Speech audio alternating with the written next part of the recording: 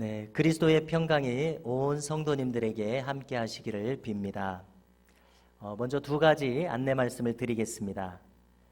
지난주에 지면으로 안내를 드렸습니다마는 다음 주일인 7월 5일에는 9시에 1부 예배를 드리고 11시에 2부 예배를 드립니다. 예배 시간을 잘 확인해 주시기 바랍니다. 네, 두 번째로 안내 드릴 것은 다음 주일 11시에는 교회 학교를 회복합니다. 우선 영유치부와 어린이부를 연합해서 어린이부실에서 예배를 드립니다. 중고등부와 청년부도 곧 회복하도록 힘쓰겠습니다. 나머지 교회 소식은 문자와 또 교회 홈페이지의 주보란에 올려드린 순서지를 참고하시기 바랍니다. 이제 말씀 선포를 경청해 주시기 바랍니다.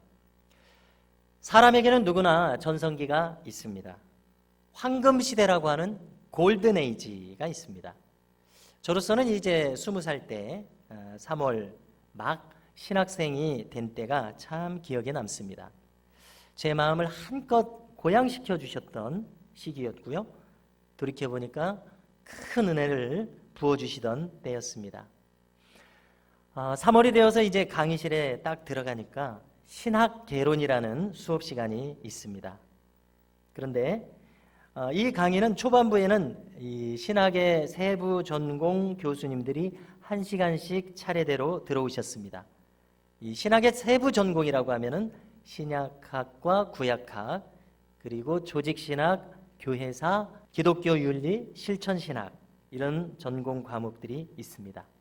그 중에서 저는 이 교회사를 가르쳐 주신 민경배 교수님이라는 분의 첫 수업에서 큰 감명을 받았습니다.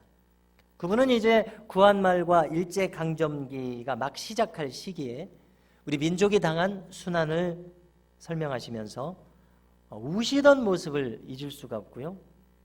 그리고 지금 이 당신 등에는 6.25 때 포탄에 맞아서 들어간 파편이 척추 가까이에 있는데 그것이 조금만 파고들면 자기는 죽을 것이라고 말하면서 포탄을 맞을 때 그 구덩이 속에서 여기서 저를 살려주시면 제가 목사가 되겠습니다 라고 서원했다고 말씀하신 것이 아직도 생생합니다.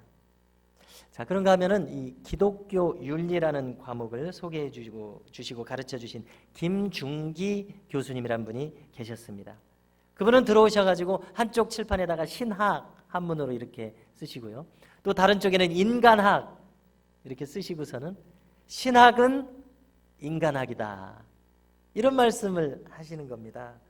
뭔가 제가 들을 때 참 철학적으로 들리기도 하고 또 그 말 한마디가 뭔가 신학에 빠져들게 하는 묘한 매력이 있었습니다.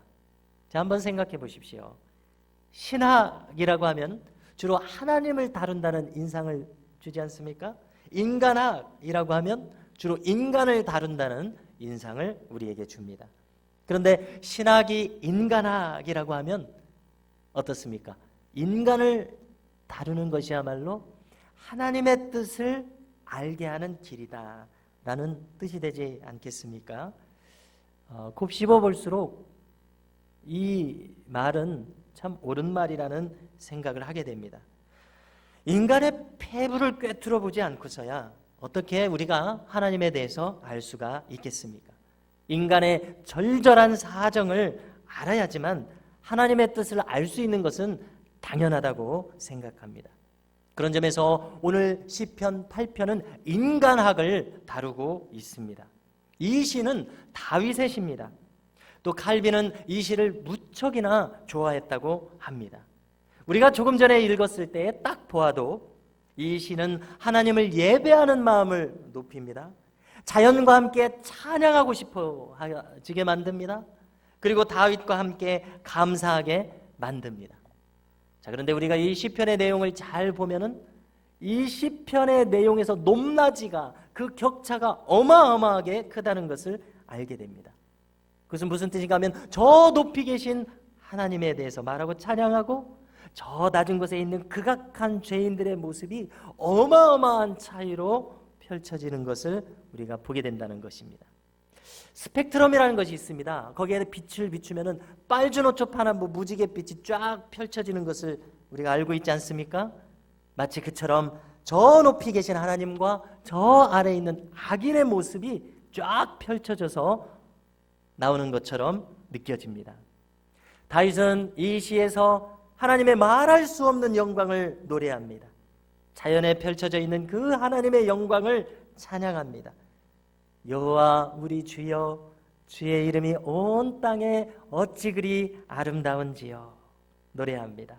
그런가 하면 지금 다윗의 당한 처지를 생각해보면 그는 광야에 있습니다. 대자연 속에 있습니다. 한편으로 그는 엄청난 풍광 앞에서 하나님을 찬양하면서도 그는 지금 쫓기고 있는 처지입니다. 무려 10년 동안이나 쫓기고 있습니다. 그를 쫓고 있는 사울 왕을 한번 생각해 보십시오. 지금은 엄청난 블레셋의 위협 앞에서 나라를 다스려야 할 책무가 그에게 있건만 지금 아들뻘밖에 되지 않는 다윗을 정적으로 삼고 10년 동안이나 죽이려고 쫓아다니고 있습니다. 미친 사람이죠. 그 시작은 누구보다도 좋았지만 인생의 결말은 극악한 악인으로 끝난 사람이 바로 이 사울입니다. 정말 우리가 성경에서 반면교사로 삼아야 할 대표적인 인물이 바로 이 사울입니다. 그런데 언제 그가 쉽게 말해서 요즘 말로 이렇게 돌아버렸습니까? 사울은 천천히요, 다윗은 만만이로다. 저작거리에서 사람들이 노래하는 소리를 들었을 때, 이 말을 들었을 때 그는 이렇게 미치게 된 것입니다. 저가 나보다 낫다면 나라밖에 얻을 것이 무엇이 있겠는가? 이렇게 생각이 돌아가면서 완전히 그는 자신을 잃어버리게 되었습니다. 자, 그런데 잘 보십시오. 이렇게 비슷한 인생의 위기 앞에서 욥이 한 말을 들어보십시오. 10 자식들이 다 죽었을 때에 욥이 한 말입니다. 주신 자도 여호와시요 취하신 자도 여호와시오니 여호와의 이름이 찬송을 받으실지라. 이 차이가 무엇입니까? 욥은 하나님의 주권을 철저하게 인정했지만 사울은 자기 인생의 위기 앞에서 분노했습니다. 그에게 있어서 결정적인 실수는 무엇입니까? 하나님의 것이 아니라 자기의 것이라고 생각한 것입니다. 어느새 그는 교만해져서 자기 실력으로 왕이 되었다고 생각하기에 이른 것입니다. 우리도 마찬가지입니다. 삶에서 자기의 소유를 주장하려고 하지 마십시오. 우리가 가진 것 중에서 주님으로부터 받지 않은 것은 하나도 없습니다. 우리가 이 신앙 고백을 배우지 못한다면 사울처럼 자기의 기득권을 주장하다가 망해버릴지도 모릅니다. 우리가 꼭 함께 기억하면 좋겠습니다.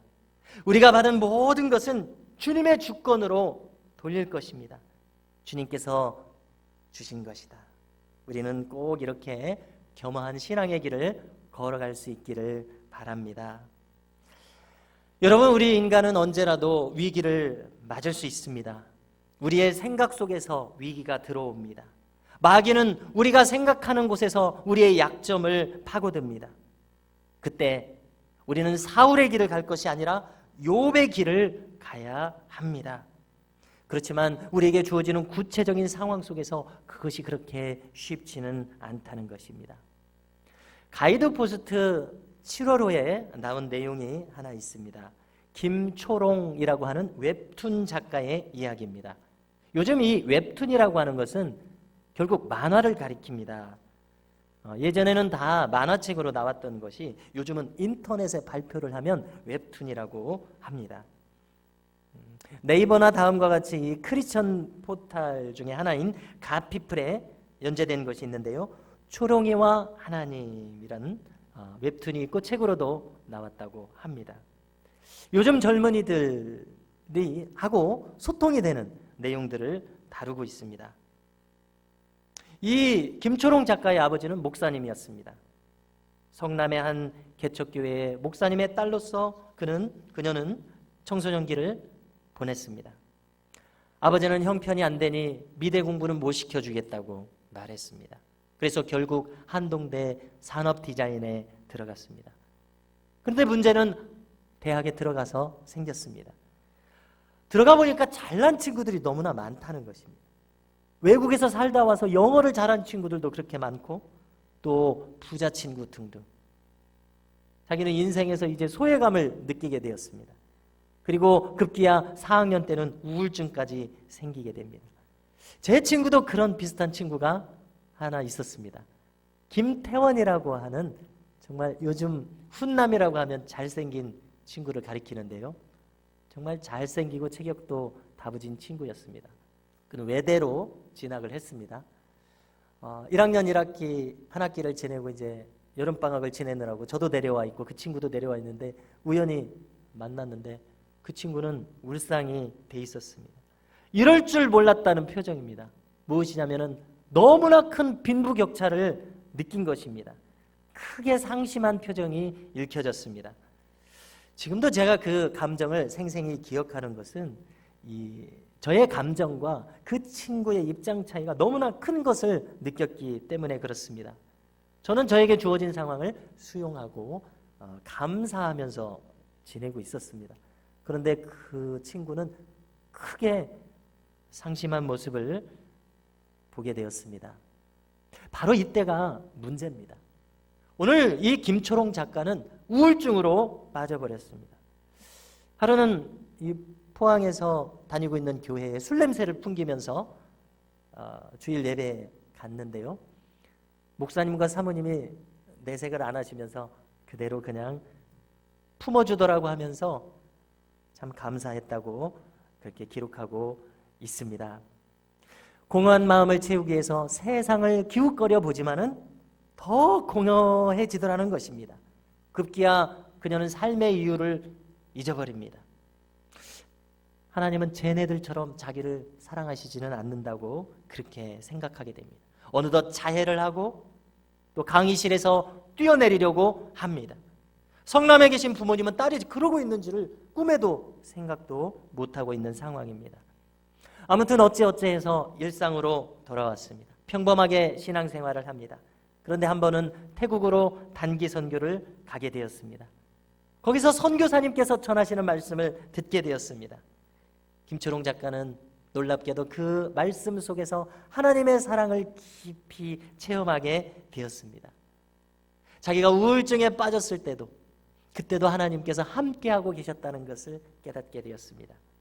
자기가 자해를 하고 자살을 시도할 때마다 하나님께서 그것을 막으셨다는 것을 알게 되었습니다. 그 자리에서 김초롱 작가는 펑펑 울면서 회개를 했습니다. 하나님께서 자기를 이렇게 다 알고 계시다는 사실, 하나님께서 자기를 얼마나 사랑하시는지를 알게 되었던 시간이었습니다. 여러분, 오늘 시편에서 다윗의 고백이 이것 아닙니까? 오늘 말씀 4절을 보십시오. 사람이 무엇이기에 주께서 그를 생각하시며 인자가 무엇이기에 주께서 그를 돌보시나이까. 지금 다윗은 사울에게 쫓기고 있습니다. 3,000명이나 되는 군사들을 몰고 와서 그의 목숨이 지금 경각에 달려있는 이때에 오히려 이 가장 억울하고 가장 막다른 골목에 몰려있는 이때에 다윗의 심령에는 말할 수 없는 하나님의 사랑과 은혜가 몰려오고 있습니다. 성도 여러분, 문제는 무엇입니까? 우리가 처해 있는 상황이 문제가 아닙니다. 문제는 우리의 심령이 대적에게 쫓기고 있을 그때에 우리의 심령이 여전히 하나님 편에 있는가가 문제입니다. 6.25 때 있었던 이 놀라운 간증이 전해지고 있습니다. 인민군들이 이제 후퇴를 하면서 교인들하고 목사님을 몰살시키고 도주하려는 찰나입니다. 총뿌리를 목사님에게 겨눕니다. 그리고 마지막으로 한마디 할 수 있는 기회를 준다고 합니다. 그러자 목사님이 찬송가를 한 절 부르겠다고 합니다. 내 영혼의 깊은 데서 맑은 가락이 울려나네.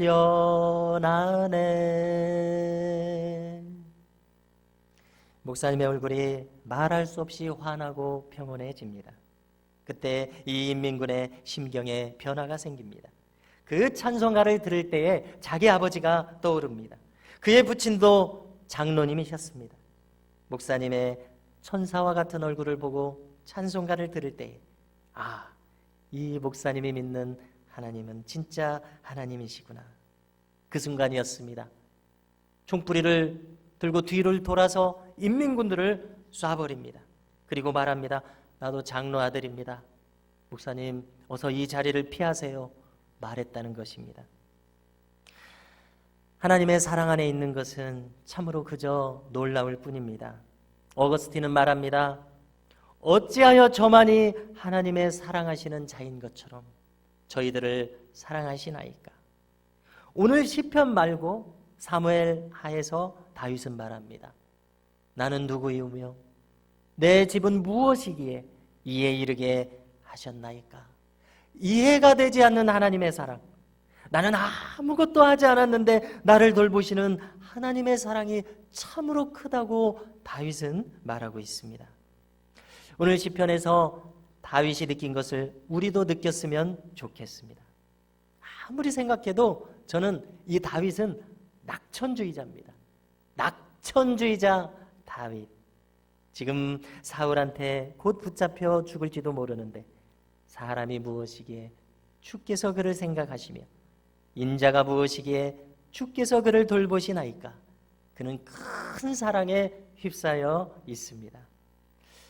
여러분, 오늘 우리가 처해 있는 상황이 다 무엇입니까? 그것은 복잡할 수도 있고 막막할 수도 있습니다. 그러나 기억하십시오. 하나님께서는 여전한 사랑으로 붙들고 계십니다. 우리를 바라보고 계십니다. 우리를 지켜주고 계십니다. 그 사랑과 연결되어서 그 사랑을 느끼려고 하면서 다 같이 한번 외쳐보면 좋겠습니다. 여호와 우리 주여, 주의 이름이 온 땅에 어찌 그리 아름다운지요. 함께 기도하시겠습니다. 거룩하신 하나님 아버지, 저희들은 어리석을 때가 많이 있습니다. 사울왕에게 쫓기는 것만 생각할 때가 많습니다. 이 세상을 살면서 초라한 나의 모습에 압도당할 때가 많이 있습니다. 그러나 그 비슷한 상황 속에서 다윗은 하나님의 사랑을 노래했습니다. 욥은 하나님의 주권 앞에서 겸허했습니다. 주님, 저희들도 각각 살아가는 다른 상황 속에서 상황 속에 갇혀서 하나님을 보지 못하는 어리석음에 빠지지 않게 하여 주옵소서. 오히려 주어진 상황 너머에서 여전히 우리를 말할 수 없는 사랑으로 지켜보시며 사랑하시는 그 하나님의 사랑을 깨달아 알게 하여 주옵소서. 이 모든 간구를 예수님의 이름으로 기도하오며 이제는 우리의 신앙을 함께 고백하오니